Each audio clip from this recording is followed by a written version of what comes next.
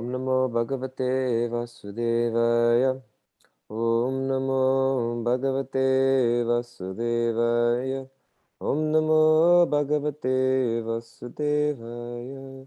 Narayanam Namaskritam Dharam Chaiva Narotamam Devim Saraswatim Vyasam Tado Jayamudiraye Nashta Prayasha Bhadreshu Nityam Bhagavata Sevaya Bhagavate Uttama Shloke Bhaktir Bhavati Naishtaki Om Jnanatimirandasya Gyananjana Shalakaya Chakshurunmilitam Jena Tasmai Sri Gurave Namaha.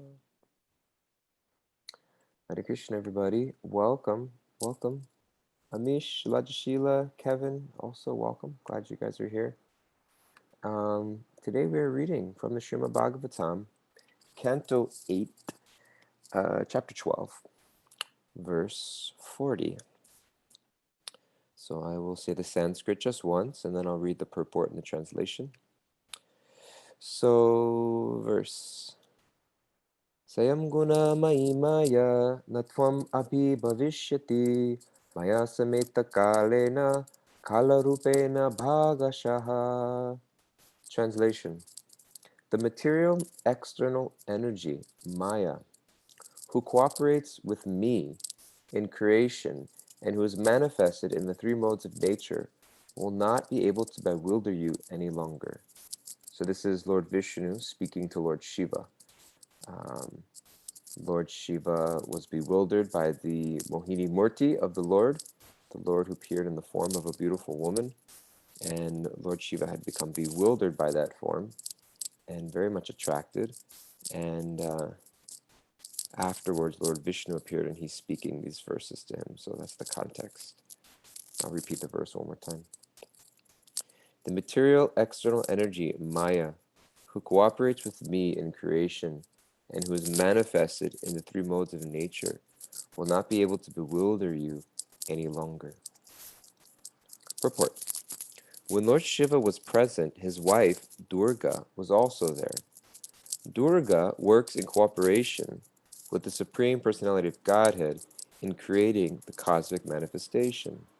The Lord says in Bhagavad Gita, chapter 9, verse 10, Maya Dyakshena Prakriti Suyate Sa Characharam. Quote, the material energy Prakriti works under my direction, O son of Kunti, and is producing all moving and non-moving beings. End quote. Prakriti is Durga. Shrishti Stita Pralaya Sarana Saktir Eka. Chayava Yasya Bhuvanani Vibharati Durga. The entire cosmos is created by Durga in cooperation with Lord Vishnu in the form of Kala, time. Sa ikshata lokan nu srija. Sa ima lokan ashjata. This is the version of the Vedas from the Aitareya Upanishad 1.1.1-2. Maya happens to be the wife of Lord Shiva, and thus Lord Shiva is in association with Maya. But Lord Vishnu here assures Lord Shiva that this Maya will no longer be able to captivate him. I'll read the translation one more time. The material external energy, Maya, who cooperates with me in creation and who is manifested at three modes of nature, will not be able to bewilder you any longer. Jai Srila Prabhupada Ki Jai. Okay, so the context here, for those who may not have been following along thus far, is that Lord Vishnu, one of his incarnations, was Mohini Murti. Mohini means bewilderment. So this beautiful, Lord Vishnu appeared in the form of a beautiful woman, and Lord Shiva became very much attracted to this form and chased her all over with the desire to enjoy, the desire to satisfy the urges of his senses. And afterwards, he kind of came to, and he sort of lamented in himself and was just like, what was I doing? And Lord Vishnu spoke to him, and Lord Vishnu spoke to him. And Lord Vishnu is speaking these instructions to Lord Shiva, and he's reassuring him that although you were under the spell of illusion, I will assure you that good fortune will be upon you, and you will be protected from further illusion in your life. Um, and it's quite interesting in this verse particularly because Krishna is mentioning that material energy Maya says cooperates with me in creation. This material energy, it cooperates with me in material. It's my material energy. It's my material energy. And Prabhupada points out in the purport a very interesting point. He's saying, material energy, Lord Durga is Shiva's wife. She was married to the goddess of material energy. And Krishna is pointing out that she actually is my servant. Material energy is my servant. And it reminded me of uh, when I got married. My wife Rasika Gopi and I, we got married, and we had the fortune of His Holiness Radha Swami got to be there. And he told both of us at that time, which he'd also told several other couples, it wasn't just to us, but just something that he shared in the context of marriage, is that he told me, he said, Doyal Gauranga, he said, you're getting married, but Rasika Gopi is not your wife. She's a beloved daughter of Krishna, entrusted to your care. And then he turned to Rasika Gopi and he said, Doyal Gauranga is not your husband. He is a beloved child of Krishna, entrusted into your care. And that when we have this idea of possessiveness over things or other people, that's the material consciousness. That's the illusion that this thing, this person belongs to me and is meant for my enjoyment without recognizing the divine connection to Krishna. So even here with Lord Shiva, he's bewildered by material energy, who his wife is the personification of material energy. And Krishna is reminding him in that very moment also that don't remember that she's not just your wife. She's not an object for you to enjoy. She's actually my servant. And when you notice things in that context, that desire of enjoyment gradually starts to release a little bit, and it releases its grip. It releases its grip. It's like it releases its grip on us. And Srila Prabhupada quotes this beautiful verse in the Bhagavad Gita, Maya Dyakshena Prakriti, Suyate Sa Characharam. That material energy is working under his direction, producing all moving and non-moving beings. And so if the one-on-one fight with material nature is very much a losing game. It's very much a losing game. I remember when I was growing up, the big hero in the boxing ring was Mike Tyson. And he stopped boxing for a little while, and then he came back into the ring, and it was like a big deal, this big thing. This was like before, like now you have like mixed martial arts, and UFC is like a big deal, but at that time boxing was very big. And I didn't watch boxing. I just remember like there was these certain icons like Michael Jordan and Mike Tyson and Michael Jackson, and like certain big icons that you just knew about in the world.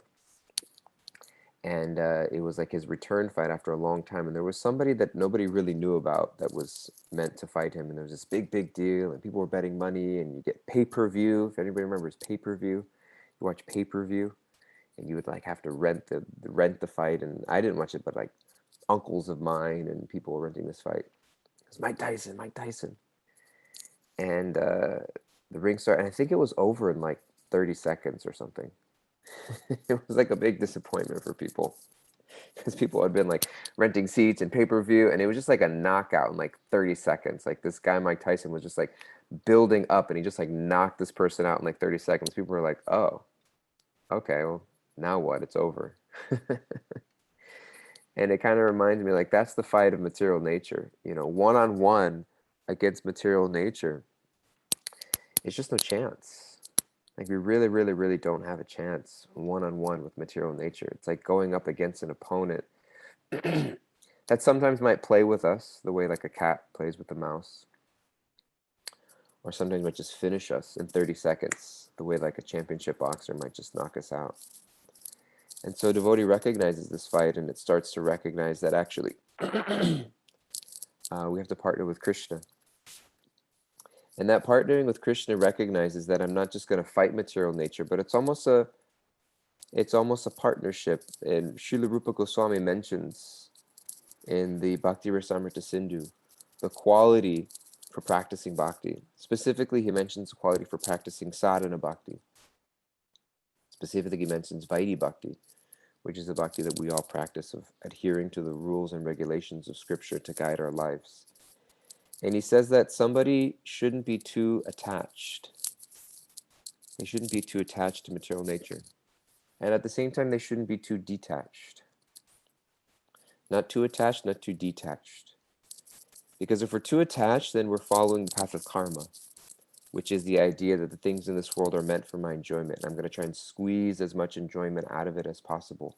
And we get divorced from this idea that the material energy is actually Krishna's energy, that we're meant to engage in his service, that nothing in this world belongs to us. And if we get too detached, it means that we're leaning too far into the realm of jnana. Jnana is it's a very intellectual, can become very dry, and it becomes this very stoic path that like nothing belongs to me, therefore I will not engage, therefore I just engage in study, and then nothing in this world belongs to me, and you kind of very much detach yourself completely from material energy. But you lose the heart. I was actually talking with Yogi Charu the other day, and he said something very, very, very, very beautiful, actually, very powerful, because we were studying a yoga text. And he was mentioning how these different lineages, because he studied, his guru, we know, is His Holiness Bhakti Charu Swami. But also, he studied under many other yogis from various other limited lineages. Swami Shivananda and his disciples, Swami disciples, etc. And he was talking about a lot of, obviously, in other places, in many places, you find struggles. People who take up a renounced order of life and can't live according to those standards and principles, and various fall downs or scandals, etc. We weren't getting into it, but he was just talking about how that happens. And he was saying that if it's not in a Vaishnav lineage, the path of renunciation is extraordinarily difficult to uphold, if not impossible. Because he says, when you start performing yoga in terms of yogic practices and asana and pranayam, etc., he said you start to you actually start to unlock and churn out the energies that are stored and held within the body. You start to unleash and unlock certain powers within the body and the mind. And Lord Shiva, we know, is a great yogi. He's not just a bhakta, but he's also a great yogi. Vyasadeva is not just a great bhakta, but he's also a great yogi. So these yogis are unlocking these incredible mystic powers, these incredible energies, opening up these chakras.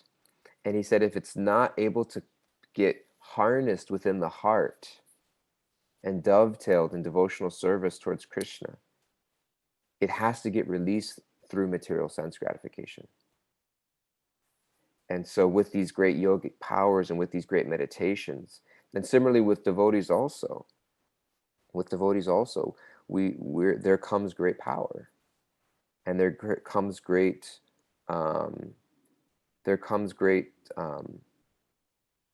there are results of our devotional practices that come up. And unless we're able to kind of actually harness them within the heart space, it builds up into this tremendous pressure and gets released in the form of sense gratification. And that's what we saw in the case of Lord Shiva also. Just a few verses previously, he was enamored with this bodily, physical sense gratification. And just the verse previously, so we're reading verse 40. It was in verse 38 or 39, a little bit before, it mentions 35, verse 35. Shukadev Goswami. So verse 34, actually. We'll read verse 34, 35. Following Mohini, Lord Shiva went everywhere, near the shores of the rivers and lakes, near the mountains, near the forests, near the gardens, and wherever there lived great sages. So when we become enamored by a particular type of sense gratification, a particular need, a particular urge in the body to satisfy something, it consumes us. It consumes us, and we start to see it everywhere. We start to absorb ourselves in that meditation, because it becomes a meditation. And so, actually, everybody should ever, if people ask, do you meditate? Everybody who, if anybody ever gets answered the question, do you meditate? Everybody should say yes, because everybody does meditate. But the idea of the yogi, the idea of the bhakta, and the idea of the yogi is that we are starting to choose and direct where we focus our meditation, where we focus our meditation on the things that uplift us. We want to focus our energy and our meditation on the lotus feet of Krishna. That's the aspiration of the bhakta. But materialists are also meditating all the time. You ever been hungry? Yesterday we were on the rooftop for a program with Raghunath, and the fans were up, and you can smell we shouldn't be smelling, but it was hard to avoid the aromas that were coming up because the fan was up coming from the kitchen, and you can smell the spices. If you've ever been hungry and you smell food, you're meditating. You're meditating on that particular type of sense gratification. And so Lord Shiva was in deep meditation on this sense gratification, and he was pursuing it all over the world. And then text 35, O Maharaj Parikshit, best of kings.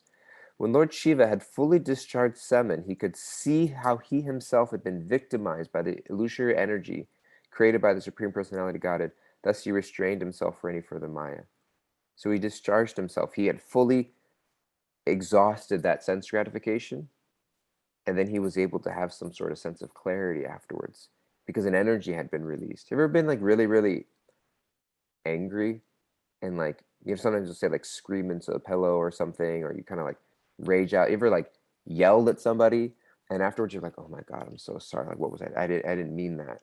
Or you say a cutting comment, like you're kind of like, you built up with some sort of like anger or rage, just an energy, and then you discharge it through a scream or you send an email or a text or a cutting remark, and after it's like, oh, I'm so sorry, I didn't mean to do that, because there was an energy stored up in you, and you released it, and then after it's literally like, it's almost like gas in the body. You ever have like gas stored up in the body, and you just gotta like get it out, like air pulls up, and it's just like this pressure needs to get released.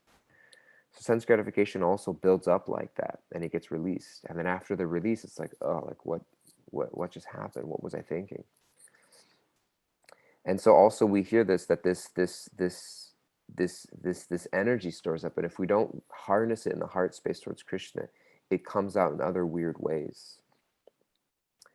And so so therefore Yogichar was mentioning that like even the path of renunciation is very, very difficult to uphold unless one is a devotee. Because a devotee isn't just in charge of oppressing material desire. A devotee is like, this energy is coming, how can I dovetail it? And Rupa Goswami also in the Bhakti Rasamrita Sindhu talks about Falgu Vairagya, false renunciation. False renunciation, which means to give up those things which can be used in the service of Krishna. And in the highest level, we don't give up those things because we recognize that things can be, our desire isn't, I always love hearing this phrase of Bhakti mentioning that it's not a path of renunciation, it's a path of dedication. It's a path of dedication. So the karmis are overly enamored by material energy and trying to enjoy. The jnanis are completely renounced in the idea of nothing belongs to me, but that renunciation can't hold. That renunciation can't hold. And therefore, devotees, Rupa Goswami mentions, is not too attached and not too detached from anything in the material world, because their focus is to serve and to please Krishna. Their focus is to serve and to please Krishna. And therefore, Srila Prabhupada says, chant and be happy. And I love how Vasudeva Prabhu, he defines this chant and be happy in two ways. He shared it with me sometimes, and I often refer to. I don't know if it was his own meditation or he got it from somewhere else.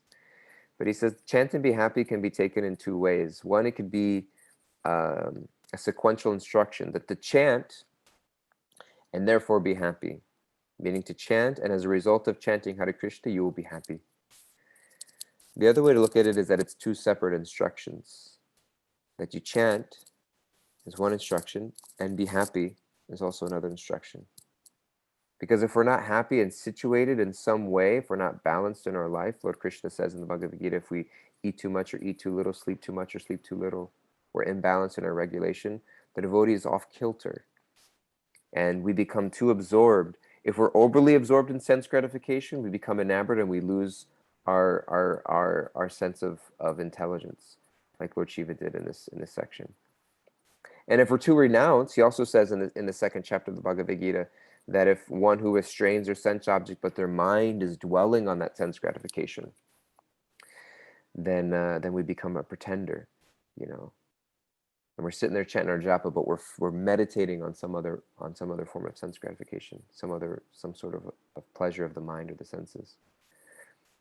And so a regulated lifestyle is meant to, like, how can I engage my senses in a way where I'm not going off the deep end, but I'm also not oppressing myself so intensely that I'm eventually going to have this rubber band reverse reaction in some ways. And that requires tremendous honesty, sincerity, and guidance from devotional friends and guides in our life. That what is that razor's edge that I can walk where I'm living a regulated lifestyle, where it's like a pressure cooker. Have you ever had like I never cooked with a pressure cooker until just very recently. But like I know many people, like, they can't live without it. It's like they make everything in a pressure cooker. And so actually the first time I ever used a pressure cooker was I was taught by an Indian lady how to make rasgullas in a pressure cooker. Gorsharan, you ever made rasgullas in a pressure cooker? Yeah, make rasgullas in a pressure cooker. And it's quite scary to use a pressure cooker sometimes because it's like you leave it on the pot and there's this little pressure valve and, and you think something's broken, you think something exploded, but it's actually meant. So when I learned to make rasgullas, you would learn like 3 little, like it goes off and then it comes down. And then after 3 pressure releases, then you turn it off and you let them sit. She taught me. Because I used to make milk sweets when I lived in Laguna Beach as a brahmachari. And so, so this pressure cooker is that this pressure builds up and then a little gets left out at a time. But once you turn off a pressure cooker, you have to turn it off and you have to just let it all simmer down, because if you release it, like if you take the knob off, it explodes and like it literally can explode. And so it's meant to just a little at a time, this pressure releases. And so we don't want our material life to explode, just get out there and just explode. But we also need to be able to, if you take the top off a pressure cooker, it literally will will explode. But if you keep cooking and cooking and cooking and turning it on without letting some pressure out, it will also explode. It will implode. And so there has to be this pressure that gets released. And so to not be too attached and not be too detached, to be regulated in how we go, means to find a way that I can go about my life in a way where my comforts and my needs and my desires are satisfied in a regulated fashion, so that I can go about my service in a dedicated way. And that's a very, very difficult thing to do, because it's easy to live in extremes. It's easy to indulge, and it's easy to like bhoga tyaga, this intense enjoyment and this intense renunciation. And so, but to be able to kind of situate ourselves in a way, it's like Ayurvedically, the source of all disease, it really is, it's oppression. It's when the body the body has some natural kind of flow of energy or desire, whether it's air moving through the body, whether it's desire moving through the body, whether it's energy moving through the body, and we block it. And some blockage comes. Like they say, like if you ever have air that needs to pass, or water that needs to pass, or if you got to go to the bathroom, or if you've got to eat or hunger, like you shouldn't be repressing. That's why, like Ayurvedically, it's never good to skip meals.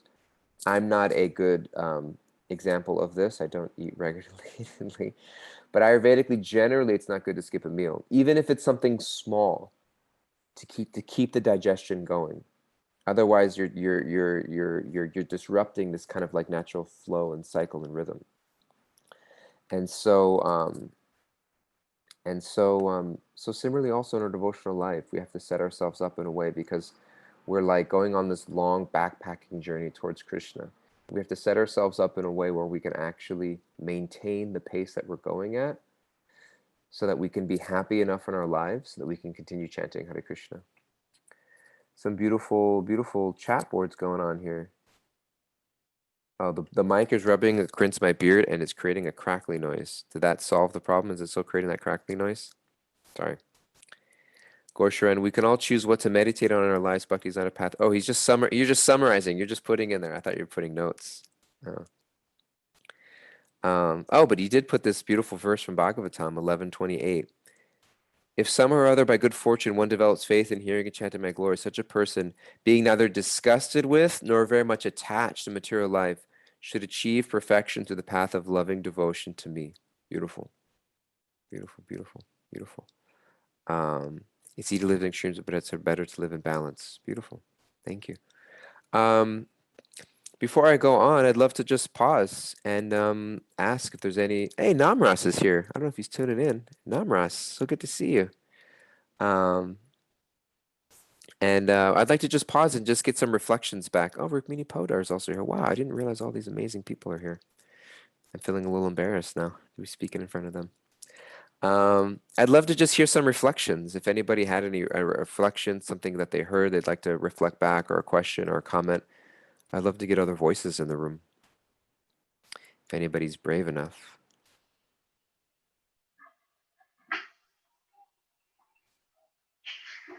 Somebody unmuted just now.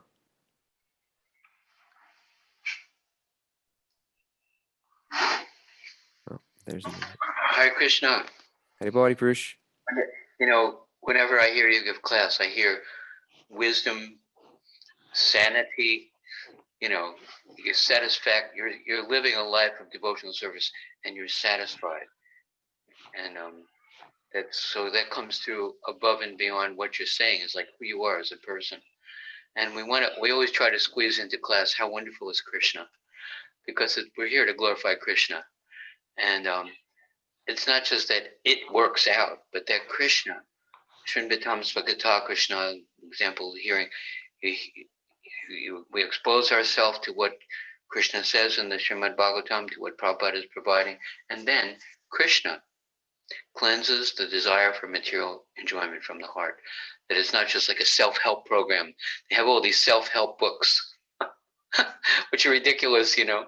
It's like they say, pick yourself up by your bootstraps. You ever hear that?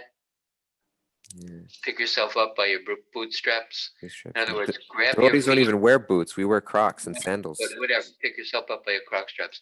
So if you have that process and you try lifting yourself up by grabbing your shoes, it doesn't work. Without Krishna, it doesn't work. You know, we're dependent on the grace of the spiritual master, and therefore we go forward. And it's Krishna's. He wants to help us. He's offering us the guidelines. When he sees we're endeavoring, then he assists us. You know, it's not that we're doing it by ourselves. That's a really tricky, subtle drift off the heart of the fact that, you know, it's by the grace of the spiritual master that one makes advancement, by the grace of Krishna given to us by the grace of the spiritual master. Anyway, you got it. You very wonderful class, very clear. Thank you, Hari Purush. Thank you. Jai Srila Prabhupada. Jai, is there any, but let's hear two more. If super people want to just a line, a sentence, a reflection, a word, anything. Love to hear. Jumuna Jai just undid her screen. I'm still appreciating the chant and be happy, the flip of it looking like not, because I always thought of it chant and become happy, but the chant and be happy. And to say what Adi always says, how wonderful is Krishna that he wants us to be happy. It's not like come to me dour and depressed and whipped and beaten, but come to me satisfied as long as the satisfaction is dovetailed in my service. And yesterday was Danyadara Maharaj's Vyasa Puja, and that he says it all the time, what you just said, that, you know, the path of bhakti is not renunciation, it's dedication. And he said it again yesterday, and it's such a powerful reminder. And it's so wonderful that Krishna allows us to, you know, to be happy as long as it is dovetailed with him, which is, as we know, is the greatest happiness anyway. the selfish stuff isn't going to work. So it's just such a blessing. So thank you for putting that spin on it. I never heard that way. Yeah, thank you, Jemina. It's beautiful. Devotees kind of struggle with this a lot of times. The idea of just being happy. We feel like we're not supposed to be. There's a beautiful class I heard once it's from the 10th canto Srimad Bhagavatam, when Lord Krishna appeared. He was in Vrindavan. Rohini, who's the wife of Vasudeva, was in Vrindavan, and Vasudeva was left in the prison in Mathura, but Krishna was there in Vrindavan in the care of Nanda Maharaj and Yashoda, and there was a big celebration.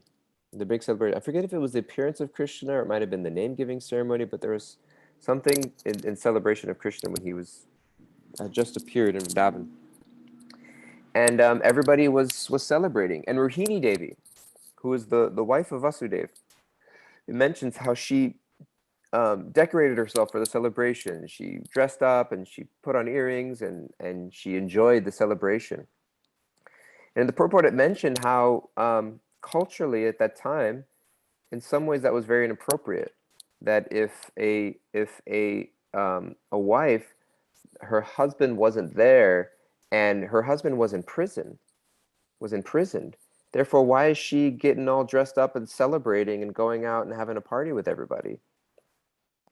And it was mentioning that devotees should allow themselves to be happy in Krishna's service.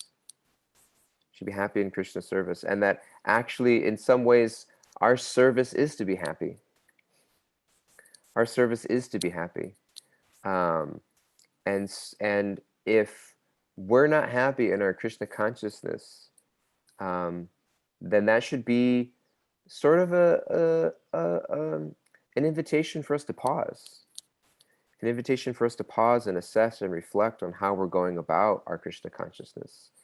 And because that train will meet the end of its tracks at some point.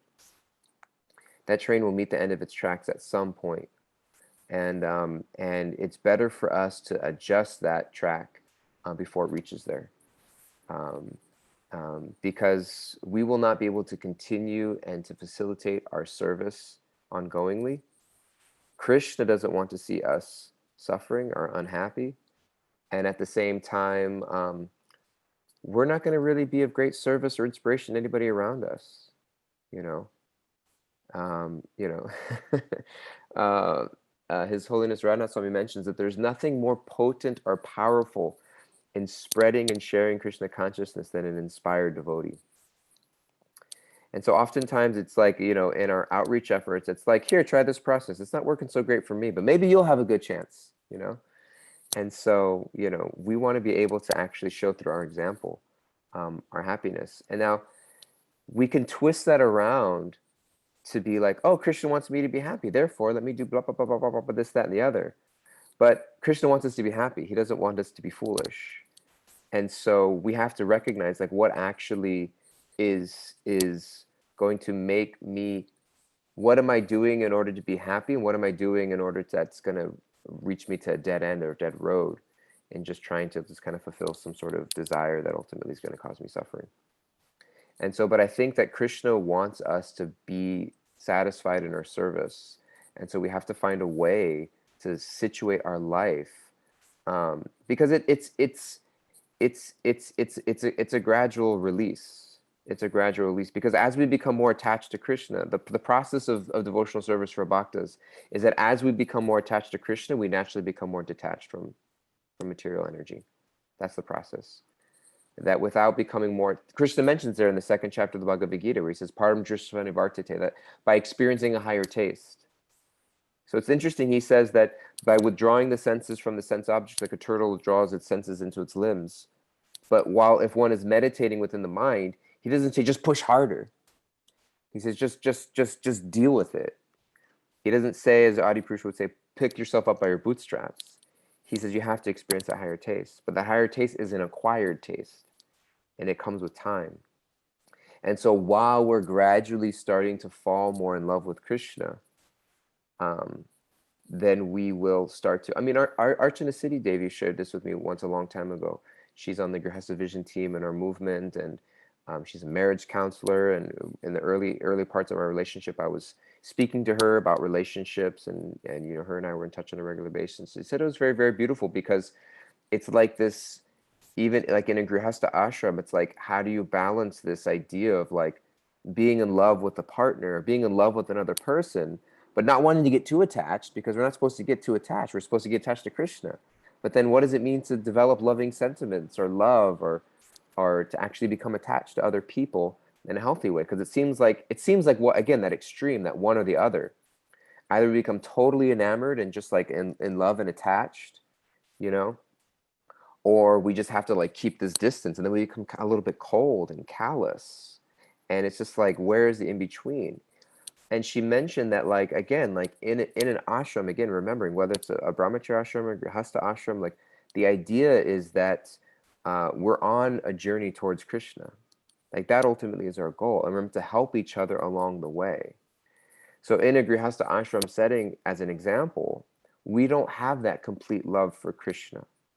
And so that love needs to go somewhere.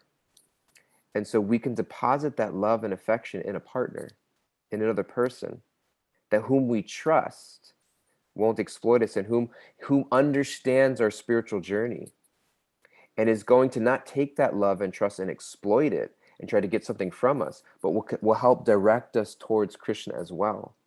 And as that love for Krishna starts to develop, because it's a triad, there's three in the relationship. There's you, your partner, and there's Krishna. And so we don't have as much love for Krishna. We might feel more love towards the other person, because the soul is by nature seeking to love and be loved. And so we deposit that love into a partner who holds it for us for a while, until we develop more love for Krishna. And gradually that it's like a bank transfer. That bank transfer starts to, we gradually, but we don't transfer it all at once. Pennies a day, dollars a day, and gradually that transfer comes more, and we start to fall more in love with Krishna. But as we start to fall more in love with Krishna, what happens to that love with the other person? It doesn't diminish. A great respect is developed. A huge amount of respect and bond is developed, that you are this sacred partner with me in my journey towards Krishna. And it becomes very personal as well. And there's this, therefore you see certain like advanced devotees who are grihastha couples. It's not this like romantic, I just want to grow old with you kind of like love, where they're just, like this romance, but it's this deep respect that's developed for each other. This deep respect of recognizing, and there is like, even you can even say like this healthy attachment, but there's also detachment of recognizing that, oh, I've assisted this person in their journey back to Krishna, and they've assisted me. And it's this beautiful, beautiful relationship. But in the beginning, we don't have that love for Krishna. And so it's a slow transfer. So material life for a devotee is a slow bank balance transfer of our love and our affection and our meditation and our absorption towards Krishna. So we have to find the people and the things that can hold that attention, hold that desire for us in a way that we won't get exploited, but will gradually be shifted towards Krishna. So devotees, it's that razor's edge of finding, okay, what are the things in my life that will allow me to be happy and feel fulfilled, that I can give my love, but knowing that eventually it's got to be dovetailed. Eventually this needs to be given up. Eventually this, that, or the other, as we move towards Krishna. So thank you, Jamunavai, for mentioning that comment and sparking that discussion. Let's hear one more comment, reflection, something from somebody. We heard from Adi Prush, we heard from Jamunajaya. Let's hear one more voice in the room. I have a question. This is Yeah. Lajashila. Yeah, Lajasija, please. So you mentioned earlier that Krishna always wants us to be happy. There are times, though, or correct me, that we go through suffering, Yeah. and it could be for karmic reasons or whatever Krishna needs to teach us. So is it a matter when we are going through these things of listening to Krishna and understanding that he's providing this situation for us, and how can we learn from it instead of staying in a Yeah. mode of suffering? So that's my kind of question comment. Yeah, thank you. An analogy that I remember hearing when I was living in ashram about love. It's like, imagine if somebody has a disease, you know, somebody has diabetes, and they're craving sweets, and doctor gives a specific diet. I heard in an Indian context, like the doctor said, if this person eats parathas, they will die. And so, like, but they're craving parathas. I don't know if everybody, well, people should know what parathas are. It's like this fried flatbread, pan fried. And so you give it to them because they're yearning for it, and they get super, super sick. So were you really serving that person? I wanted them to be happy, you know. My wife likes to eat chocolate. I'm not a big chocolate fan. I'm more of like a fruity, creamy dessert kind of person. Um, Raspberry sweet rice. But let's say we're eating chocolate. My dog's craving chocolate. I think, oh, I want my dog to be happy, so let me give him chocolate because chocolate's so sweet and nice. But then he eats the chocolate and he gets sick. And so Krishna wants us to be happy, and I want to be happy, but we have to understand what actually makes me happy. And so Krishna also mentions in the Bhagavad Gita the modes of material nature, that the mode of passion is that which feels like nectar in the beginning, but is poison in the end. And that which is in the mode of goodness feels like poison in the beginning, but nectar in the end. And so sometimes in our devotional life, we recognize that Krishna's mercy in our life is taking away those kind of addictions, those attachments, those things which we think are going to bring us some sort of material pleasure, but are not. And so sometimes it's a physical attachment, sometimes it's a mental conception that he's kind of sort of rescuing from, rescued. I was listening to Raghunath yesterday, and he was talking about 26 Second Avenue. And the original name of 26 Second Avenue was Matchless Gifts, and Prabhupada liked that name and it kept it. But at a certain point after Prabhupada passed away, at a certain point, 26 Second Avenue was lost. Like the building, no devotees no longer rented it or owned it in any way. And then after some point, the lease ran up, and then it was available again. And devotees said, "Let's take this." And the storefront, he said, it had a different name. Does anybody know what that name was? It had a different name. The storefront. I just learned this yesterday. Raghunath Uvacha. He said it was called Rescued Estates. Rescued Estates. He said that was another good name because he said, like, Rescued Estates. It's like it was an estate that was rescued by Prabhupada and devotees. But it's also like us, like we're rescued estates. Like Krishna's on a recon mission to save us. Srila Prabhupada was on a recon mission to get on the Jaladuta and come to America, and he said oftentimes, to remind you what you've forgotten. And so Krishna is sometimes he's rescuing us from conceptions that we think will make us happy but won't. And it may feel like fire in the moment, but it's actually because he's rescuing us. And so Krishna wants us to be happy, but that doesn't mean that it's not a prosperity gospel. He's just going to give us everything we want materially. Well, Krishna wants me to be happy, so why shouldn't I have A, B, and C? And so doesn't want us materially happiness not necessarily is the end of the game.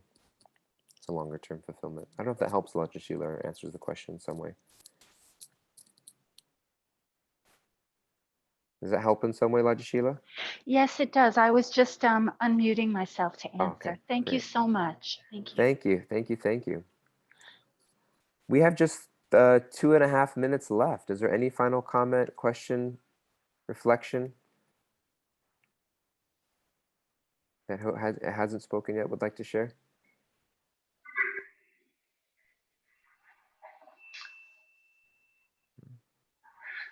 Krishna says the non-permanent appearance of happiness and distress are like the appearance and disappearance of winter and summer seasons. One must tolerate them without being disturbed. And what's not disturbed are service. We were just listening to Shruti Kirti Prabhu yesterday, telling us how he was Prabhupada's servant for 8 months, every day, 7 days a week, and always with Prabhupada. And then he would arrive at different places, and the devotees would be, when they arrive at the airport, they'd be jumping in the air and crying and weeping and throwing themselves on the ground and cheering. And he said, "I don't feel anything. I'm with Prabhupada all the time, and I'm feeling really dry and empty." And he told Prabhupada that when he was doing the massage later. And Prabhupada didn't say anything. Half an hour long more of the massage and then cooking and then everything. And then an hour and a half later, he was thinking, I have confessed to Prabhupada and Prabhupada didn't say anything. I'm totally in Maya. I'm dead. I'm finished. And then Prabhupada looked at him, he said, just do your service. Don't consider your own happiness or distress. And your happiness is to please the person you're serving.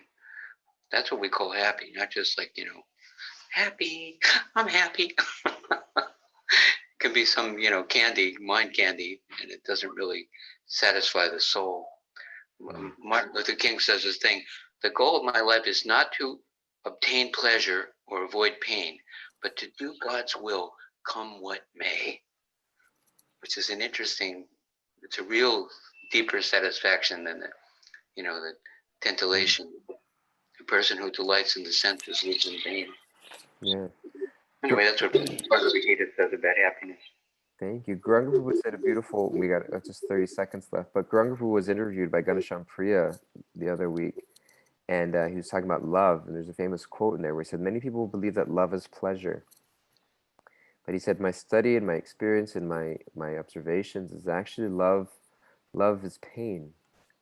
And that when one is willing to undergo pain and suffering and even betrayal or feelings of separation or anxiety, and still offer one's love to the beloved, that is love. And so, but it's something beyond the pleasure of even our minds and our senses, something much deeper. And so devotees, you're asking this question about happiness, devotees have a much deeper and a more holistic understanding of what is happiness. That's beyond like Adi Purusham and like candy for the senses and the mind. So thank you all so much for being here. It's wonderful to see you and I'll be with you all. I believe we're now time for deity greetings. Is that right? Thank you all so much. Srimad Bhagavatam ki jai. Srila Prabhupada ki jai.